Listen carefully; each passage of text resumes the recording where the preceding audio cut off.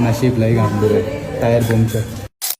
Welcome to part 3 of Bangalore to Konkan ride. काल 300 kilometre गाडी चालवून पाठीचा पूर्णपणे खुळखुळा झाला होता, पण तरीही गणपतीला घरी जातोय म्हणून पूर्णपणे एक्साइटेड होतो. सकाळी 4ला राईड सुरू केली आणि सगळ्यात पहिला स्टॉप घेतला चहासाठी. इथून पुढे गेलो आणि गाडीची टाकी दुसऱ्या वेळा फुल केली आणि या पावसाची झुंजत मी निघालो बेळगावच्या दिशेने. ऑलमोस्ट 400 किलोमीटर आतापर्यंत राईड केले असल्या कारणाने आता मी स्टॉप घेतला चेन लूप करण्यासाठी. बऱ्याच लोकांना ह्या गोष्टी माहिती नसतील, बट ऍज अ रायडर राईडच्या वेळी या सगळ्या गोष्टी माहीत असणं गरजेचं आहे. चेन लूप केली आणि तिथून निघालो आणि येऊन पोहोचलो बेळगाव मध्ये. आता इथून फक्त 3 तासाचा प्रवास राहिलेला, मग घरी पोहोचणार. सो माझी एक्साइटमेंट लेवल खूप हाय होती, पण नियतीच्या मनात काही वेगळंच होतं. बेळगावचा बाजार काढला आणि माझ्यासोबत काही असं घडलं ज्याने मी पूर्णपणे खचून गेलो. भर रस्त्यात माझ्या गाडीने धोका दिला, गाडी पंक्चर झाली. पण नशीब चांगलं असल्याने मला एका भल्या माणसाने मदत केली. मला प्रॉपर गाईड करण्यापासून ते गाडीचा पंक्चर रिपेअर करेपर्यंत त्या माणसाने मला खूप मदत केली. स्वरूप, तू जर हा व्हिडिओ बघत असशील तर तुझा खूप खूप आभार. एका अनोळखी माणसाची मदत करून तू सिद्ध केलंस की या धावपळीच्या दुनियेत पण अशी काही माणसं आहेत ज्यांच्यातली माणुसकी आजही जिवंत आहे.